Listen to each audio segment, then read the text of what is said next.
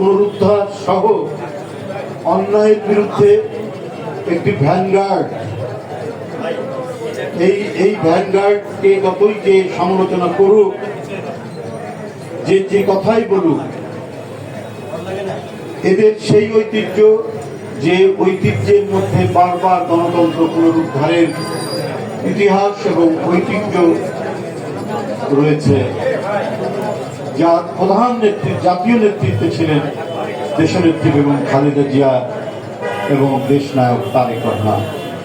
বন্ধুরা আমার, সেই পতাকাবাহী সংগঠন জাতীয়তাবাদী ছাত্রদল, আমরা যারা আজকে জাতীয় রাজনীতিতে কথা বলি, আমাদেরও প্রথম পরিচয়, প্রথম পাঠশালা হচ্ছে ছাত্রদল, যার মাধ্যমে রাষ্ট্রের শত্রু মিত্রকে, সমাজের শত্রু মিত্রকে কোন পথ এবং পদ্ধতি অবলম্বন করলে একটি রাষ্ট্র সমাজ গড়ে উঠবে, সেটি আমাদের প্রথম পরিচয় ঘটায় জাতীয়তাবাদী ছাত্রদল।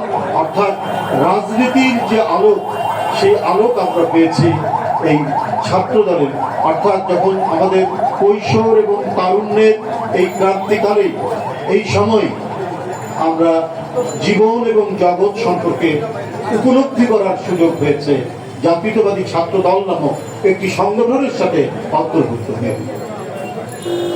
বন্ধুরা, আজকে যার সুস্থতা কামনায় এই দোয়া মাহফিলের আয়োজন করা হয়েছে, সে ছাত্র জীবন থেকে আমার সহকর্মী, বয়সে ছোট হলেও যখন ছাত্র রাজনীতি আমরা করছি তখনও সে হয়তো আরো তখন নিচের ক্লাসে পড়ে, আমরা সিনিয়র, কিন্তু এরশাদ বিরোধী আন্দোলন, ছাত্র আন্দোলনে তাকে আমরা পেয়েছি। অত্যন্ত বিনয়ী এবং মৃদুভাষী রফিকুল আলম বকুল FH হলের যেদিন প্যানেল পরিচিতি হয়, সেদিনও সে খুব মৃদু ভাষায় কথা বলতো, বক্তৃতা করতে জড়ানো। সেই প্যানেল পরিচিতি অনুষ্ঠানের আমি ছিলাম মূল পরিচয় করে দেওয়া নেতা, অর্থাৎ সেটা প্রধানমন্ত্রী হিসেবে কাজ। এই ছাত্র রাজনীতির স্বীকৃতি সে পায় সাধারণ ছাত্রদের মধ্যে। FH হলের ভিপি আশফাক এবং বকুল যখন নির্বাচিত হয়, সেই প্যানেল পরিচিতি করিয়েছিলাম আমি, এবং যেটি পদ পেয়ে আজকে রফিকুল আলম বকুল বিএনপির ছাত্র বিষয়ক সম্পাদক এবং আশফাক ঢাকা জেলার প্রেসিডেন্ট। তো সেই বকুলকে আমরা চিনি, জানি, এবং হৃদয়ের যে মিথস্ক্রিয়া, এই ইন্টারাকশন তখন থেকেই আমি দেখে আসছি। আজকে বাংলাদেশের তরুণ সমাজের প্রতিনিধিত্বকারী একটি শক্তিশালী সংগঠনকে সে অভিভাবকত্ব দান করছে। সে তাদেরকে নিয়ে তাদের কর্মকাণ্ড, বিভিন্ন বিষয়ে সে তার পরামর্শ দিয়ে যাচ্ছে, এবং আমি গর্বের সাথে বলতে পারি যে রফিকুল আলম বকুলের তার যে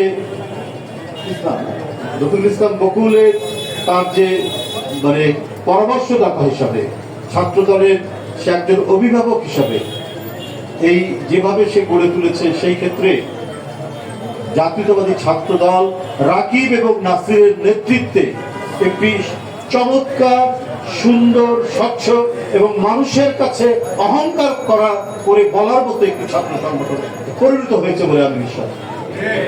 আমি সেদিন শহীদ মিনারেও বলেছি, আমি আজও বলছি, এই দুইজনকেই দেখেছি ঢাকা মহানগরের বিভিন্ন প্রত্যন্ত অঞ্চলে সেই তীব্র দুঃশাসনের মধ্যে, সেই পুলিশি শাসনের মধ্যে, গোয়েন্দাদের জালের ভিতরেও জাতীয়তাবাদী ছাত্রদলের ছেলেমেয়েরা তারা যেভাবে এখানে কাজ করেছেন, নেতৃত্ব দিয়েছেন, বিশেষ করে রাকিব এবং নাসিরের নেতৃত্বে, যে অনেক জাল বিছানো পড়েও কেউ কেউ যে সেই জাল ছিন্ন করতে পারে, সেই দৃষ্টান্ত সেদিন আমরা দেখেছি।